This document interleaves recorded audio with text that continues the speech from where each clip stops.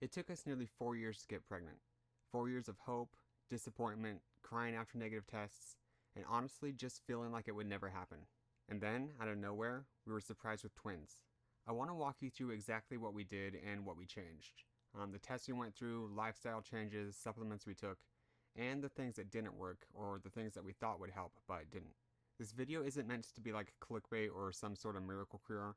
It's honestly just the journey we went through and things that we did that may have helped, and hopefully something may actually end up helping you too. So let's get into it.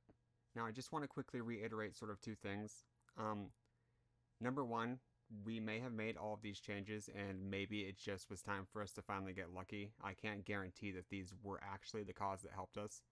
Some of the things I mentioned were awfully coincidental, but again, it could have just been luck. There was always a small chance of conceiving, regardless of what we did, and we may have finally just hit the lottery. The second thing is, I really must stress to talk to your doctor before you start making any changes. None of this is obviously medical advice. It was just stuff that worked for our unique situation, and what worked for our unique situation may not be right for you and could even hurt. So definitely very important to talk to your doctor before you start making any changes, especially when we get to like the supplement section, because not everything will be right for everyone.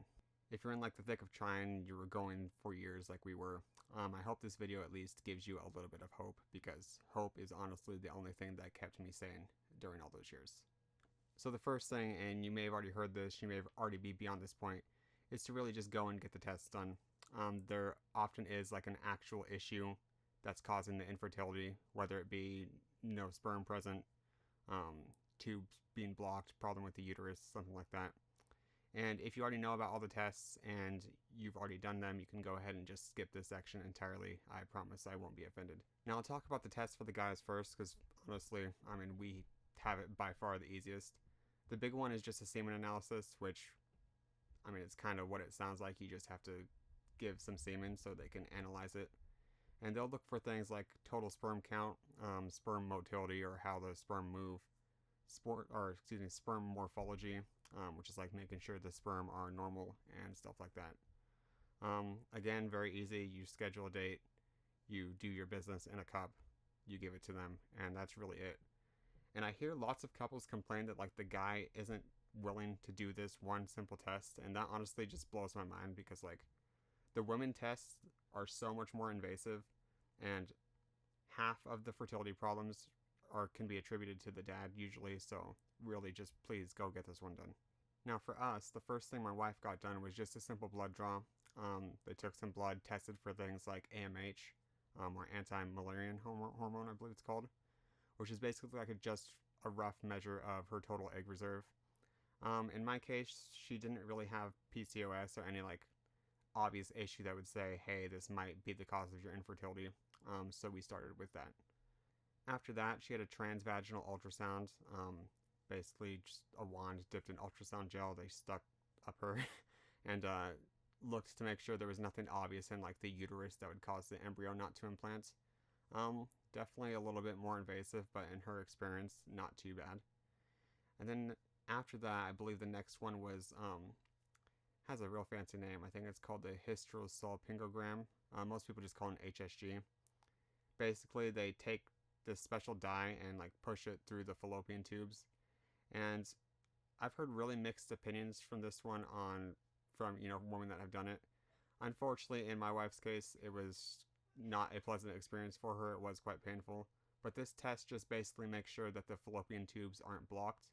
Because if you know, the egg fertilizing the fallopian tube has to come down, implant in the uterus. So if the egg can't travel down, that would be a pretty, obvious cause for infertility.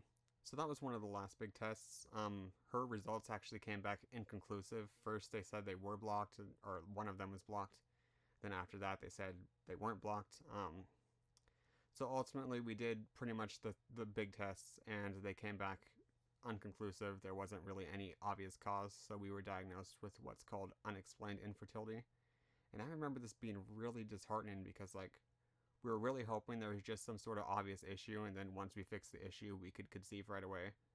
But unfortunately, that didn't end up working out for us, and we had to continue trying for, I think it was another year and a half, before we finally did conceive. Since there wasn't an obvious medical issue we could fix, we did try to focus on the things we could control, things like lifestyle changes, diet, boosting egg quality, stuff like that. And I will talk more about that through the rest of this video. So after completing all those tests, we kind of got a little bit obsessive, I'd say, with sperm and egg quality. And we started looking into supplements that could help those two things. Now, my semen results analysis came back pretty excellent, but I want to point out that I still decided to take additional supplements too, because I figure, it certainly couldn't hurt. And if I could continue to boost my numbers as well, that would certainly be beneficial. So I really want to break down supplements for both the guys and the girls in this one. I should say that it took us a good while to actually start taking the supplements. I did kind of just give up hope at one point and figure that ultimately we were only ever going to conceive if we went and got IVF done. So we did put off the supplements for like a year, almost a year and a half as well. And what actually inspired us to start taking them again was supplements that, if you go to IVF, sorry, there's a fly buzzing around my head. If you go to IVF, they want you, before the egg retrieval, to be on supplements for about 3 months, because that's about how long it takes for them to really take full effect, and for everything to develop and whatnot. So for best results, you want to take the supplements 3 months before you're actually going to do the IVF procedure. And I figured, okay, they might not put us on IVF right away. I'm just going to start taking the supplements 3 months before we go into the fertility clinic at all. And it was actually the second month that we were taking them that we conceived. And this was our first positive pregnancy test ever. So again, I'm not saying it was definitely the supplements, but I do think it's awfully coincidental that 2 months after we start taking them, we did finally conceive. And I really do feel like they do make a difference, because I read in, I was part of a lot of IVF groups, and I'd seen people talking about the supplements and talking about how they went like for around IVF one times, 2 times, got 1 to 3 embryos, started taking supplements, got like 12 healthy embryos. So I'm like, okay, if they're able to quadruple the amount of viable embryos they get from an IVF round, maybe, I'm not saying it'll quadruple our chances to conceive, but it obviously has a really tangible benefit. So one thing I used to justify this is a little bit, because these supplements were kind of expensive, like $100, $150 a month for all of them. I told myself, okay, this is a lot cheaper than even one round of IVF, so let's just do it. And it worked. So let's get on to the actual list of supplements now. If you see me looking to the side, I actually have like bullet point notes on a computer next to the camera, and I'm going to have to look at it a little bit to share these. So the ones I took was this like combined multivitamin supplement called Fertilaid. I took one called Fertilaid Count Boost as well. That's a separate supplement. My count was normal, but it could have been improved. Like, out of everything that could have been improved, that's what could have been improved the most, so I took that. If your motility is low on the test results, they also have a Fertilaid motility boost, but I didn't take that one. Fish oil I took, Lycopene I took, and this one, L-Arginine. I might mispronounce these if I do, I'm sorry, but I'll include a full list of them in the description. Now the list my partner took, her list was a little bit longer. She had a prenatal, of course. The specific one that she took was called Peak Prenatal by Molecular Fertility. Truth be told, I can't quite remember why specifically I chose this one. I just know that either had something that the other ones didn't, or there was something about it that we ended up liking. And that was 6 pills a day, so, I mean, you gotta prepare for that. She also took fish oil. This one I'm probably gonna mispronounce. N-Acetyl-L-Cysteine, ubiquinol or CoQ10. This one I'll also probably mispronounce. Myo and D-gyroinositol. Again, sorry if I butchered that. Alpha lipoic acid and melatonin.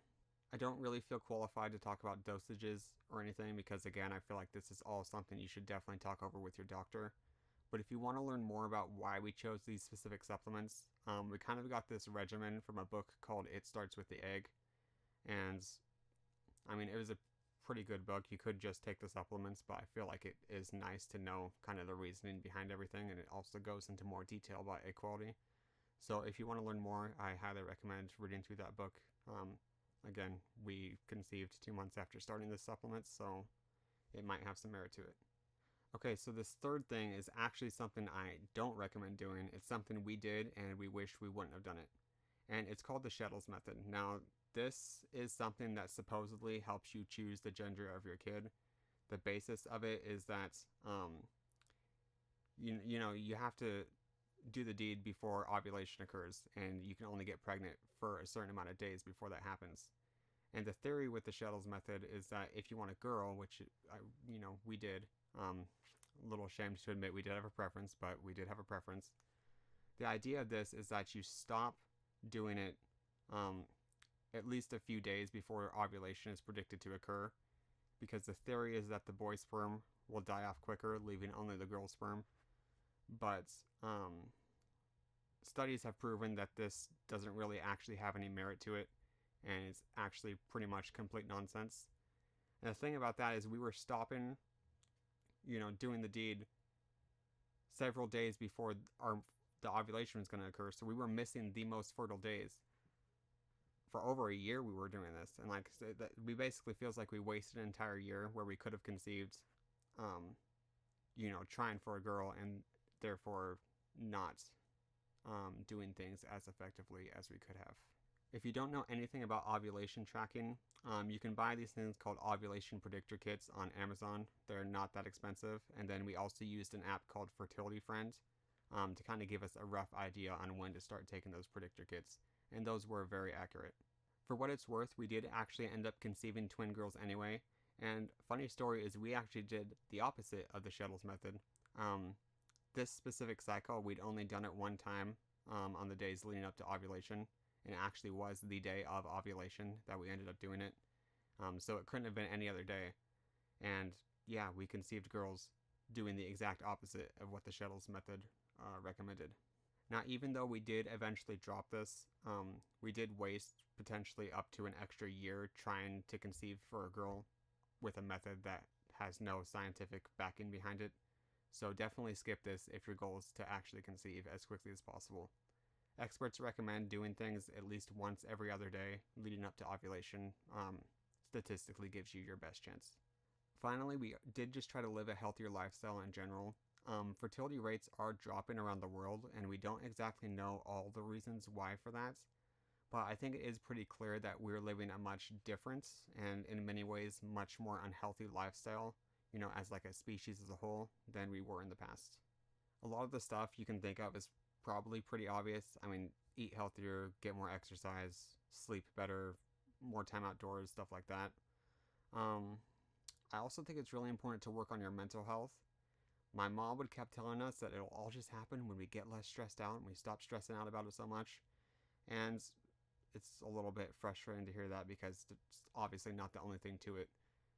But mental health does matter, and lowering your stress, lowering your anxiety, relaxing, it can only do good things for your body, guys. A few other things, we also put air purifiers in our room. I avoided hot tubs. I avoided putting a laptop on my lap because of the heat. The heat can cause damage to sperm. Again, can't really say if any of this stuff actually made the difference. But again, it couldn't hurt, and I think stacking as many little improvements as you can, it'll only help your chances of conceiving. So yeah, definitely start with getting the test done. I mean, if you're a guy shooting blanks or you're a girl whose tubes are blocked, none of this other stuff is really going to help you at all. I mean, it just can't. Like, there's a mechanical reason you're not getting pregnant, and none of these supplements or anything else are going to fix that for you. During this time, I do think it's really important to try and remain hopeful. One of the things I did that really helped was I'd look up stories from people who were trying even longer than I was, 5, 6, 7, 8, 10 years, and they managed to just randomly conceive one time. I think having hope that it's still possible for you and seeing example stories of people who are even farther along than you succeeding, that could be really motivating and helpful. Finally, one thing that makes me feel good now about all this time I spent is like when my twins are here, when your kids are here, we're not going to want them to have been any other kid. Like, we're going to love those kids so much, exactly who they are, and like all this time spent waiting for these specific kids to arrive will 100% be worth it. So yeah, I hope you found something in this video that maybe can give you a little bit of hope, maybe something new to try out. I'll definitely be posting more videos like this on my channel, so check those out, and thanks for watching.